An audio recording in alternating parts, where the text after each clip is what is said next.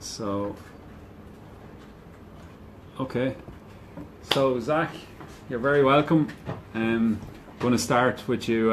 You're live, by the way. So, actually, we might as well give a wee wave to everyone there.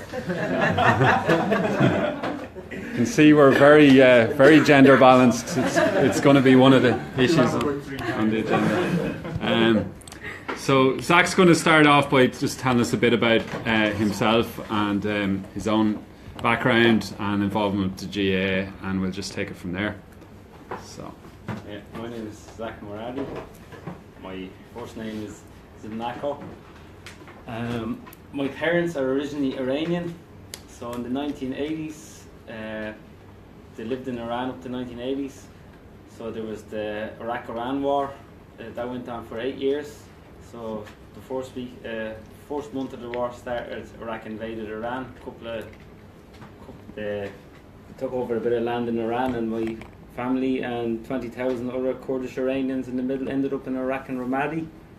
So they were there my family were there for about 20 years.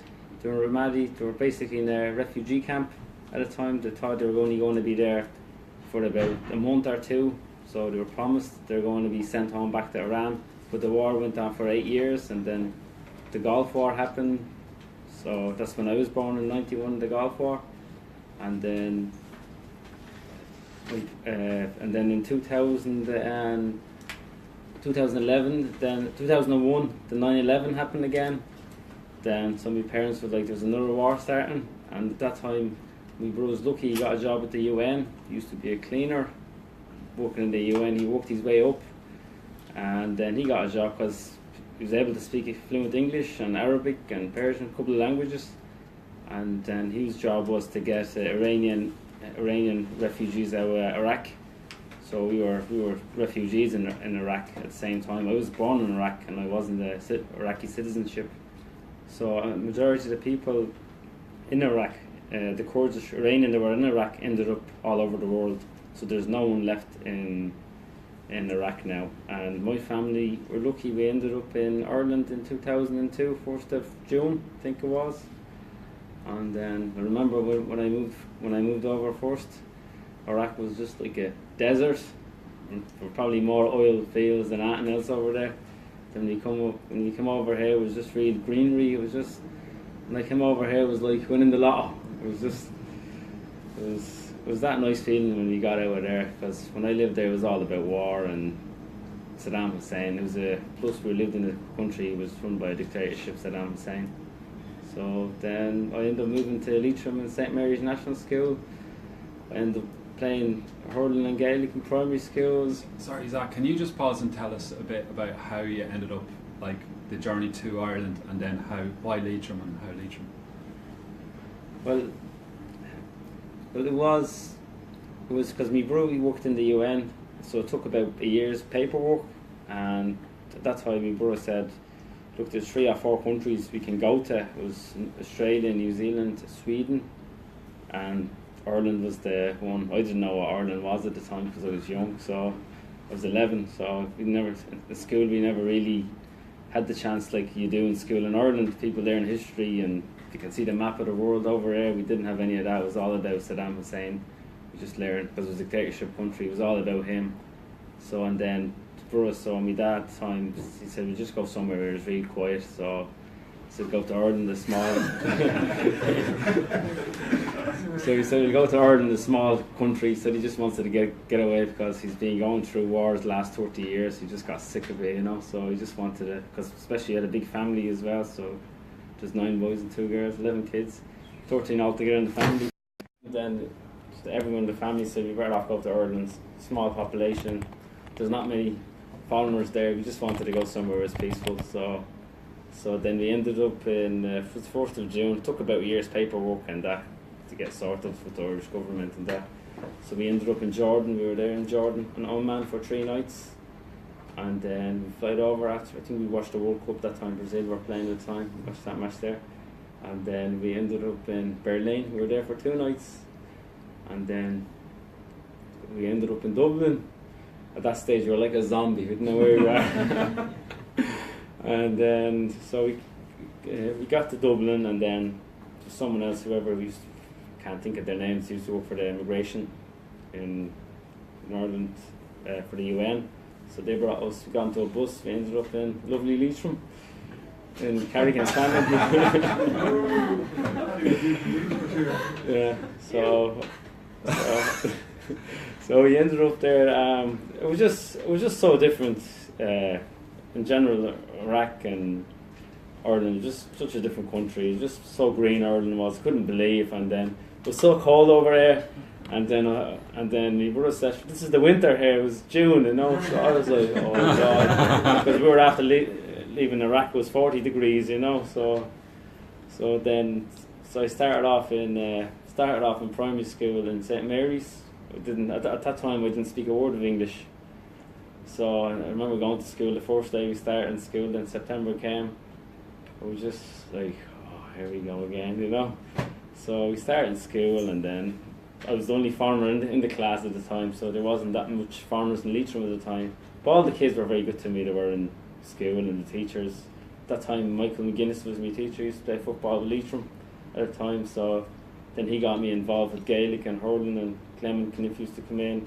But Hurls at that time, there was a club coach in Leitrim for hurling, so then that's how I became involved with the GAA, and then kicked in from there. So anyone got any questions? Yeah. What was being part of the team? So you're coming over. I know you have your family and all that, but coming over and being part of the team within the GAA, what did that mean to you? Was there an acceptance piece to that, or was it just, I'm now involved in the Irish culture, See, at the time, because GAA is the #1 sport in Ireland, you know, so there wasn't really, I know used to do a bit of 10 minutes lunchtime soccer, but the rest was just GAA, you know, and then I just kind of got into the Gaelic and the hurling. It was just something different. I never seen it being played before, so I just took it up from there, and then and it was easier actually to make friends when you play sports, you know, it doesn't matter what sport, but the GAA kind of just brings everybody together, and then that's how we started, and I ended up playing with the lads who used to collect me for training and that for Gaelic and hurling in St Mary's.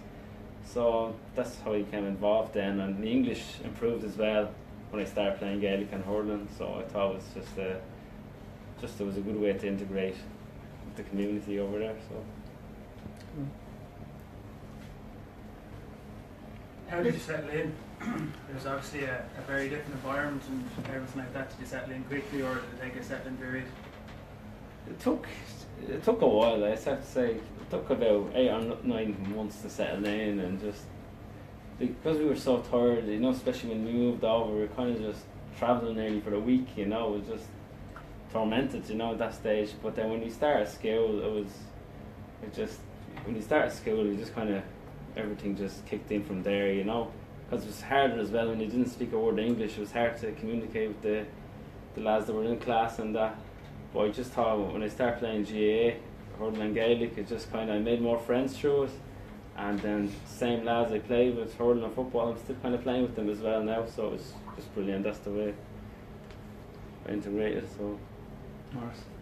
Quick one, Zach. You said you were the first Iraqi or Iranian Iraqi or Kurdish Iranian Iraqi in Leitrim or in Carrick-on-Shannon at the time. Has it changed much since then, and how has it gone? Leitrim in general, or Good question. Yeah. No. Leitrim and say other people coming in from other countries as well. Yeah, well, obviously it has changed now. I remember when we moved to Leitrim, the population was very small, and there wasn't that many. But now there's a lot more Kurdish Iranian refugees in Leitrim that has settled in. A lot of them are playing Gaelic as well with St Mary's, and a lot of them are working, and you know, so a lot of them are getting the extra help with speaking English and that, so it's easier to get jobs. So a lot of them have integrated into the community over there. Have people from other communities got on to you about getting involved in GAA? So has anyone reached out to you about your experience and what you've gone through, and asking you for advice on how they could get involved? Has there been any part of that? No, not really. But I got when I finished in secondary school in Old Community School, I got involved. I was kind of helping out as a club coach at Thomas Davis.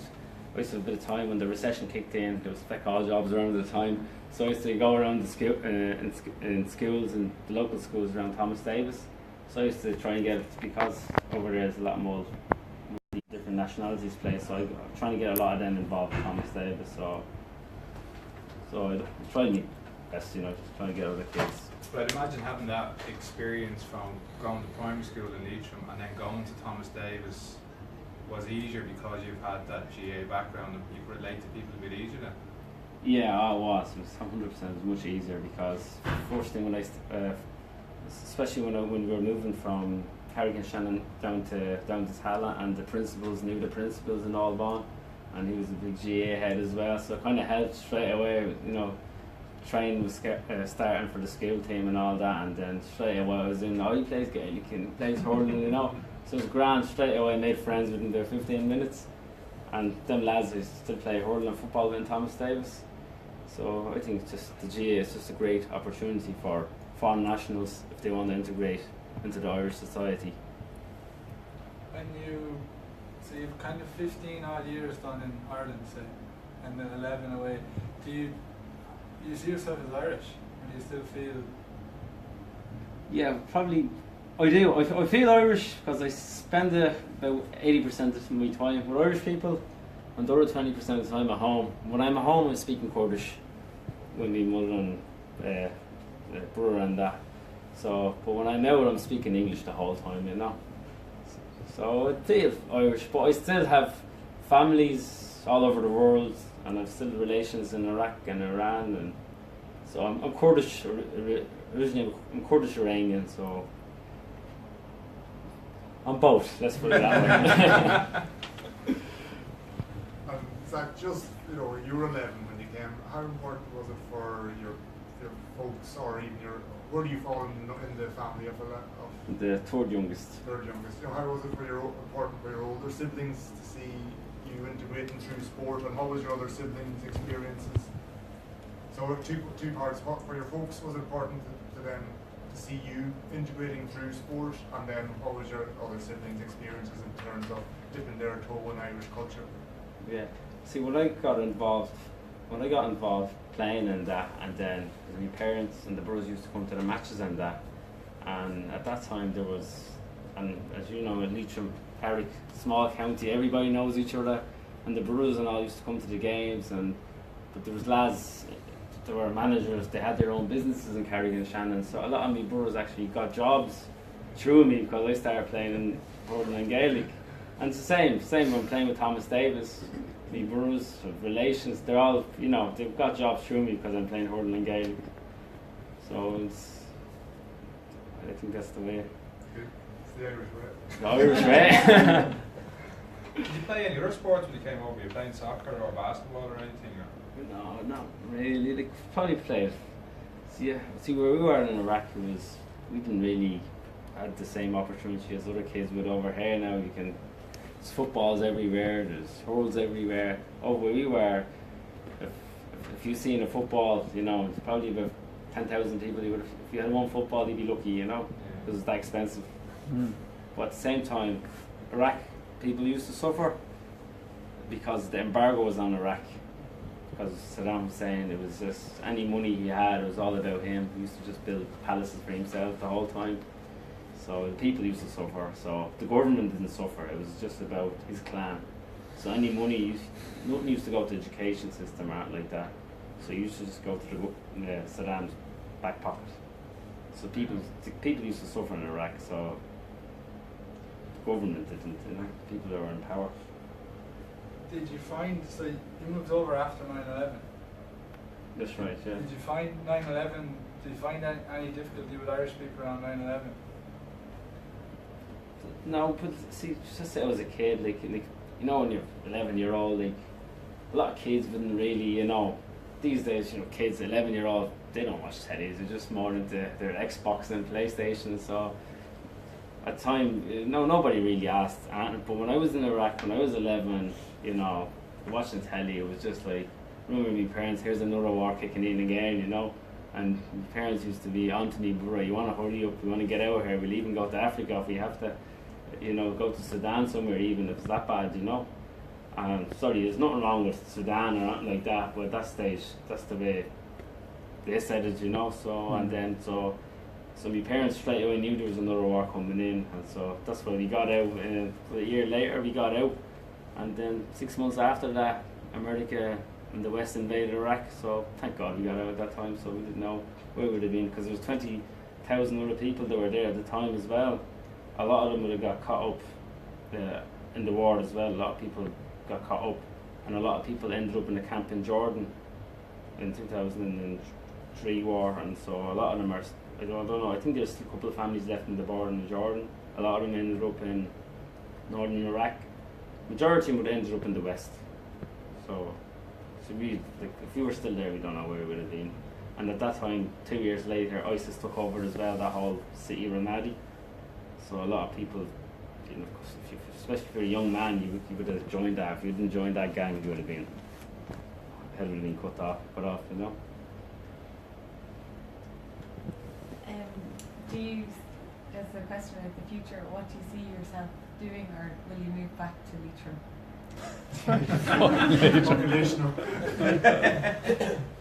Well, at the moment, Just say yes. at the moment I'm working in Dublin and Tala, so I'll see how things go in long term, you know. You never know. Resettlement program. Zak, can I just ask, like, you seem like a very, like, you're one of the most smiliest people I've ever come across anyway, but like, you're carrying a lot of that story very lightly and almost, I don't mean to, I don't think you are, I but smile a lot. Yeah, but like, you know, you're talking about like your parents surviving numerous wars, and like, that sounds like a lot of trauma in your family. Like, do you, like, are they just like super resilient and push on through? Is that the attitude, like survive and thrive, or like do you feel that impact of everything you've been through? Do you know, I don't know, I'm not phrasing it right. Yeah. No, you are. No, but see, like, because I'm playing sports the whole time and you're working and you just other things, so I don't look back at home at all. Try not to think about it. But my parents would always be thinking about home. And, you know, they would have suffered a lot, you know, and especially now, like, they're always thinking of home. Their head is somewhere else, you know. Like, even my ma and dad wanted to move back to Iran because that's where they were from. They were farmers originally, you know, when they were younger. So, and my granddad and my granny were still there, you know, so they're in their 90s, you know. So they built a house for them and the farm at home, so they're kind of right in the border between Iraq, 10 minutes, you know. So they built a house for them on the farm, so in 2013 they wanted to move back because they said, right, I'll wait for the youngest fella, once he turns 18, we're going to go home, you know, and then we'll visit whenever we can, you know what I mean. So then, that was their dream, you know, to go home where they were with their brothers and relations over there. So they went home, and then 2 months later, one of the brothers was meant to get married, and then he had a heart attack on the plane, and the plane had to turn back to Iran, and that was the end of their dream. And so he got buried at home with that, and then so my ma said that was it, never again, never going home again. You know, so it's. Did I read somewhere your family were affected by an earthquake as well? Yeah, that's right. There, a couple of about 2 months ago. Yeah, it would have been about 2 months ago as well. So where we are is just because my parents are originally, they live in the mountains. Yeah, they're just basically I don't know what we explain. You live somewhere in Glendalough, you know, that's how high they're up. But there's about 70,000 other people that were affected in the earthquake, and a lot of them, we lost a lot of relations in that as well. And a lot of them now, there's about 70,000 people are homeless now at the moment.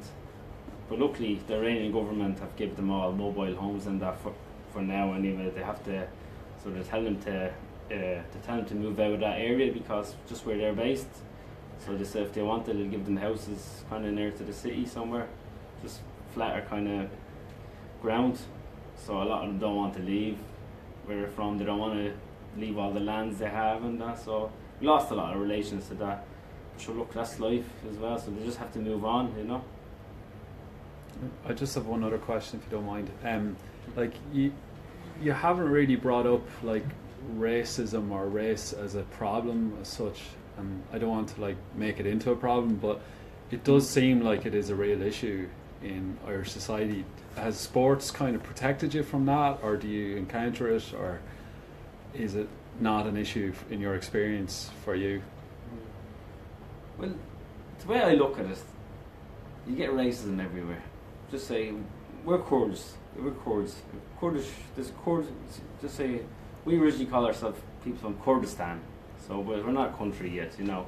We're kind of be similar to Palestine. People say we're from Palestine, but Palestine is not on the map. Yeah. So same with Kurdistan, we're not on the map, you know.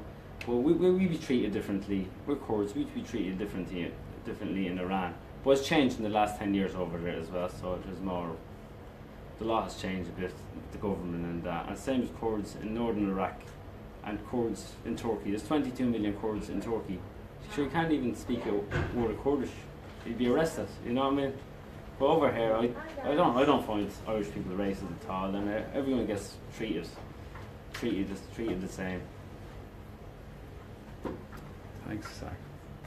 Just looking back kind of on your own experience when you first arrived into the country, looking back now as a young man, what supports would you like to see in place from the Irish government, the Irish people? What would have helped you, and what could help?